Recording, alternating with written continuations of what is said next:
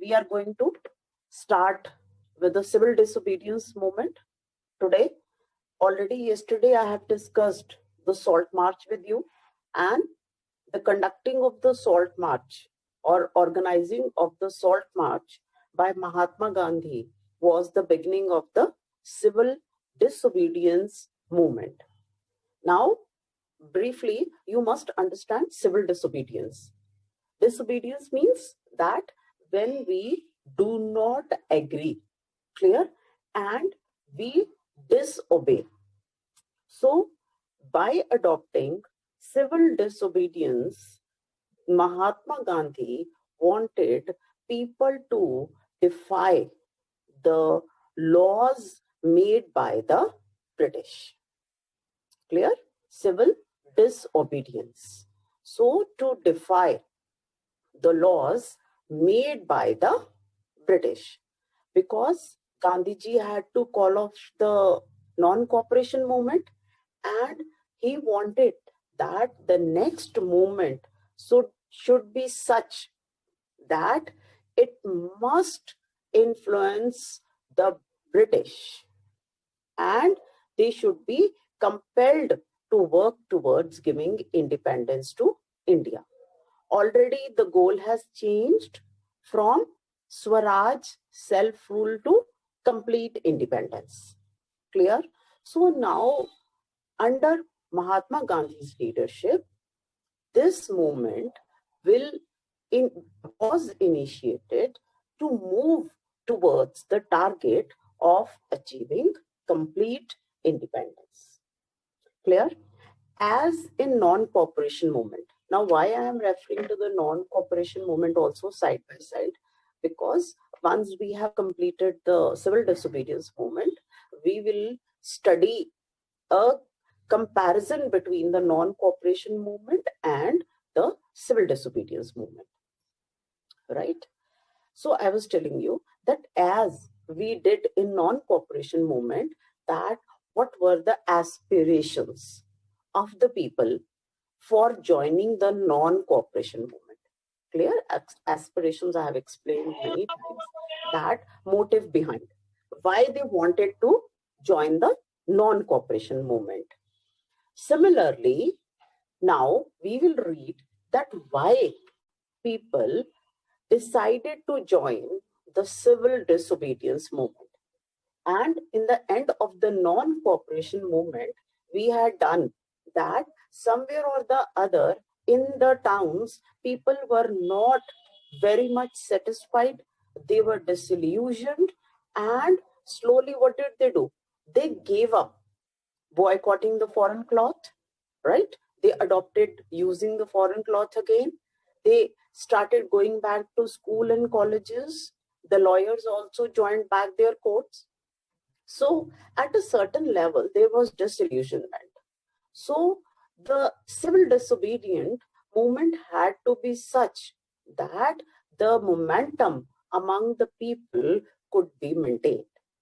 Momentum among the people means that people should feel wholeheartedly involved in joining and pursuing this movement with Mahatma Gandhi. So first of all, after the Salt March, we are going to do what were the aims of the civil disobedience movement. Clear? What were the aims of the civil disobedience movement? So I'll be telling you the points. You can please note down the points. That is the aims of the civil disobedience movement. So the first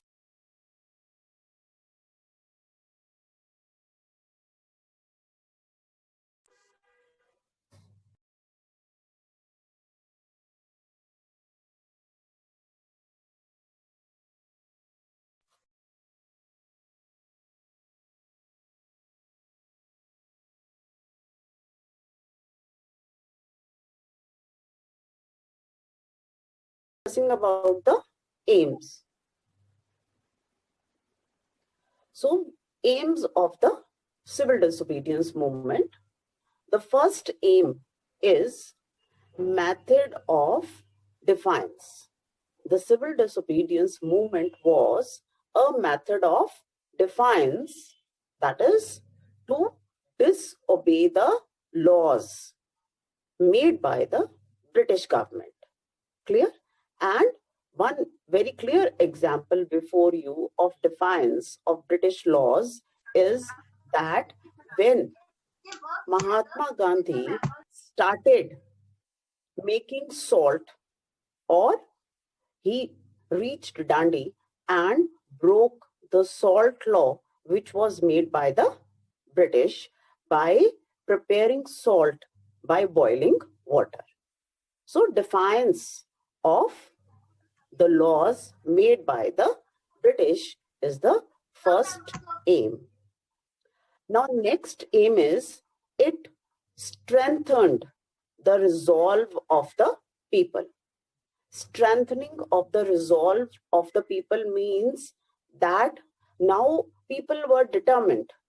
We have studied various events that how people were harassed by the British, how atrocities were being committed on the people by the British, and time and again people were protesting, time and again.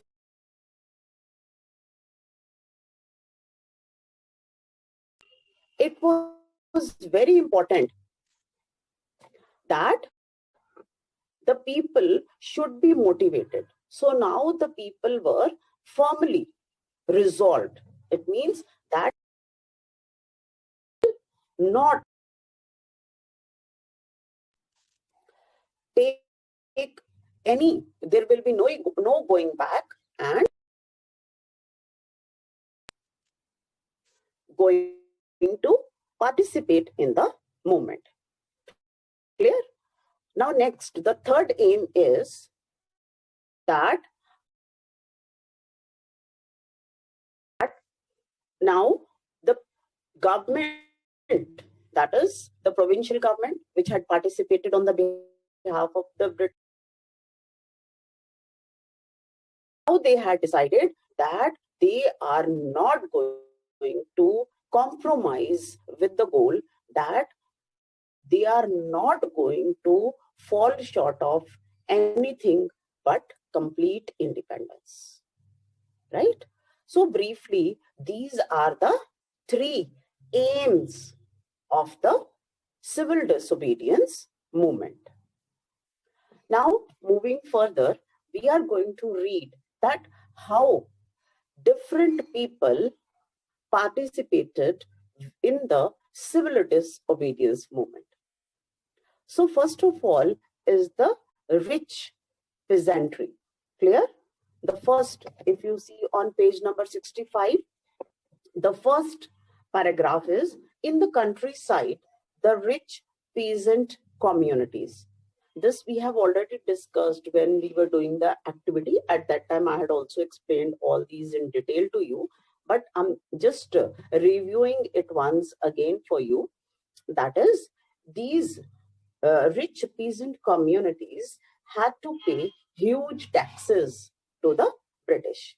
And we know that already the depression had set in. Clear? Economic depression, about which we read yesterday in the lecture, that in 1929 to 33, there was an economic depression. And it was not that the effect was only localized or at a certain, in a certain country, but it was a worldwide effect. So how India could remain untouched? So India was also equally affected by the economic depression. So the rich peasant communities from the countryside wanted to participate in the civil disobedience movement from the motive that once the movement will be successful, they will get to pay less taxes.